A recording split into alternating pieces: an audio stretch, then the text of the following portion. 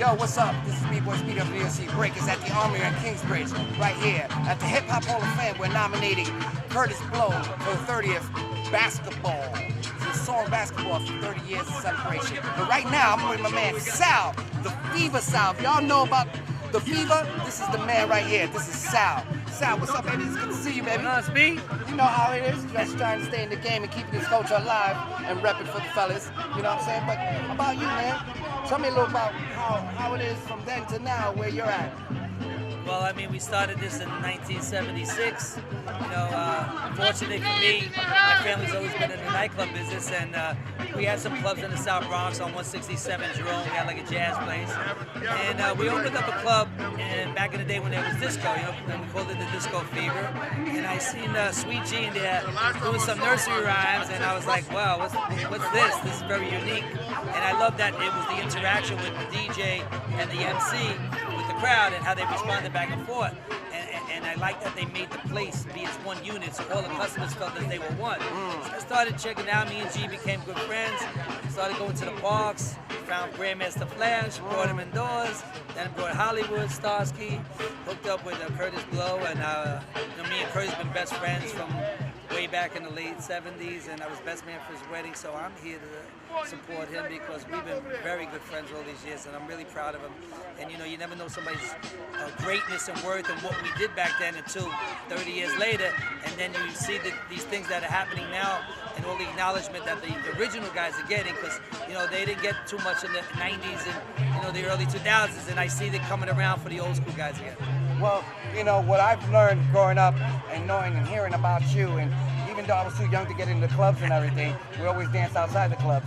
But overall, you know, how is it for you in this era, being a promoter or keeping this culture alive, in other words, by, you know, having people like Kurtis Blow perform for you? Well, what it is with me is I love music, so it's the passion of what I do. This is my 43rd year doing this. Luckily for me, I still am relevant in the business, but I always knew how to recreate myself. And I started working back with the old school people because I discovered a music called freestyle in the Bronx, also on Tremont and Webster at the club called the Devil's Nest, where a lot of people worked, and I'm pretty sure you were breakdancing there. And so now I brought these two cultures together, which are old school Latinos and you know, and our hip hoppers, our original hip hoppers, and I'm doing these concerts together, and they're selling out. We just did Radio City Music Hall last year, and I had half hip hop and half freestyle, and we sold out 11,000 seats in 2 nights of old school acts. So that's showing the relevancy and how great the music was, because the people today that are in their 30s and 40s, and even the new generation we're creating, are filling up seats in arenas. Right, and you know what I noticed as well? You're very much needed in this scene, even on a Latin level and a hip hop level. You know what I'm saying? Because not too many promoters are really targeting on freestyle and hip hop, which you do very well. And you still got it, bro. You still got it. The people love you.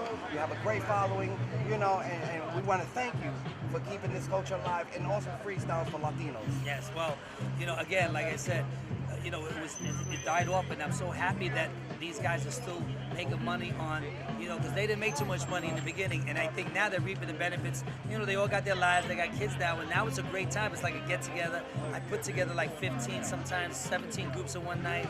We just sold out Lehman in the Bronx, our 10th year in a row. I never left my, you know, I was born in the Bronx, I went to Hollows, and I went to school here, and I never left my roots.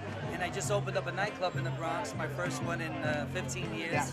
You know, just to like stay involved, and I'm a Bronx boy, so is Kurtis. You know, we're up in the Bronx, and we're very proud of the history. I mean, this town discovered hip hop and freestyle. I mean, we discovered 2 of the most important music genres in the history of music, you know? You know, not for nothing, but I look back on my history, and there's not too many people like ourselves that live this lifestyle that we live. We're blessed to live here. Not once, twice, but 3, 4 generations later. And we're still plugging in the people. I started in the 70s, 80s. Now I'm on my 5th, 6th decade already. You know, I'm doing this 43 years. I'm 62 years old. Luckily, I still got the health and the passion to do it. But, you know, when you love music and you give a show that you know the people want, I don't do the shows you know, just to make money. I do the shows to make the people have a party and recreate a great time in their lives, because a lot of people, you know, they're struggling with their everyday life, and what soothes them? Music. Yes. And it's healing too. Brings you back to when you were 20, when you were a teenager, your first love, and it brings you back to a great time in your life when you didn't have to work and you didn't have to pay taxes, and you were just being bad with your mother and father. And now that they're parents now, you know, and they're bringing their children, and their kids are embracing this music because there ain't no new music. There hasn't been music in 20 years. I agree. So now I combine the hip hop and freestyle together, and I'm bringing both cultures together. Which is powerful. Oh, it's no one's doing it. And this is why well, they're copying now. There's always going to be copies. They're biting off me. Oh, but you know what's funny to even say that? I know you know B-Boy London, my partner. Yep. You know, we started MC competitions with B-Boy competition, with DJ competition. We brought the elements together. We started doing events.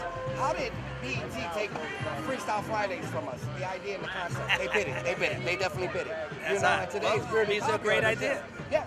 And people you know, when people copy of you, that's your acknowledgement, and that's which is understandable. They never give you the credit, but you know how that goes. Yeah. Everybody wants to take the credit for themselves. But yo, this is Sal. I'm about to say B-Boy Sal. He's definitely a B-Boy to us, you know what I'm saying? And you know, it's always a pleasure seeing you. You know, I always enjoy seeing you, and you know, keep up the good work, man. We definitely need you in this scene. For sure. You know what I'm saying? And I'm gonna do the same on my end, and hopefully we'll collaborate. You know what I'm saying? Absolutely, baby. Come by the club. All right. Drink. You know it. I don't drink, but I'll do water on the rocks. I'll drink one for you. I'll have 2 drinks. All right, this is Street Lock. I'm like Hell. B-Boy Speedy and my man Sal from The Fever. Check it out. Catch it, baby. Peace. You did a good job.